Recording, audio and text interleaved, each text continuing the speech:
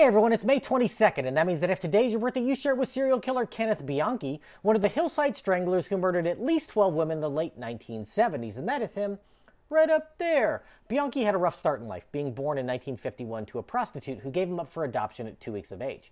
When his adoptive mother took him to a doctor at the age of 3, complaining that he was wetting his bed and didn't sleep well, the doctor noted, "Mother needs help."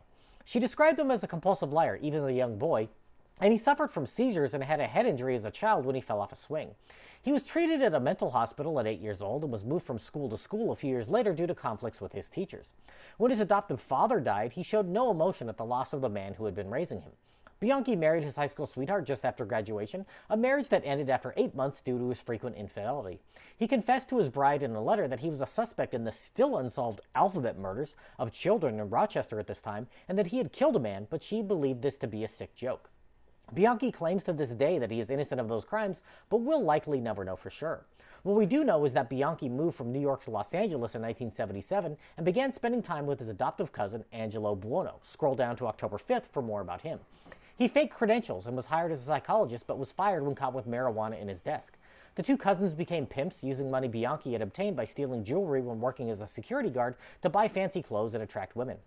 They would cruise around Los Angeles and use fake badges to trick women and girls into believing they were undercover cops to convince them to hop in their car.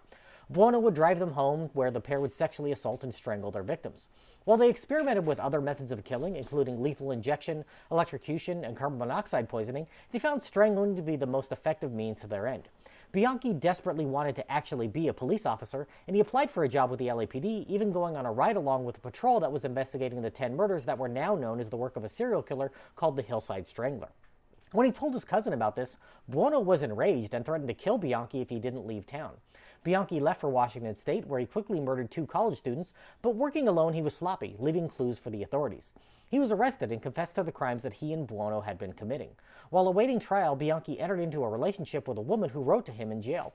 He smuggled some semen to her, which she was to leave on a woman that she would strangle to make it appear that the wrong man was imprisoned.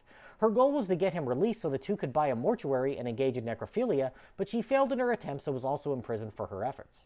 At trial, Bianchi tried an insanity defense, convincing some psychiatrists that he had multiple personalities, one being named Steve Walker, and while that is the name of my cousin, Bianchi is not related to me.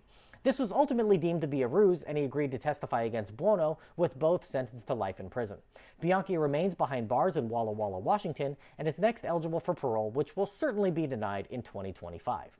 If this is your birthday, I hope you have a great day. Leave me a comment so I can wish you a happy birthday. If you know someone whose birthday it is today, send them this video so I can find out all about their birthday twin. And to Kenneth Bianchi, I say, happy birthday, you bastard.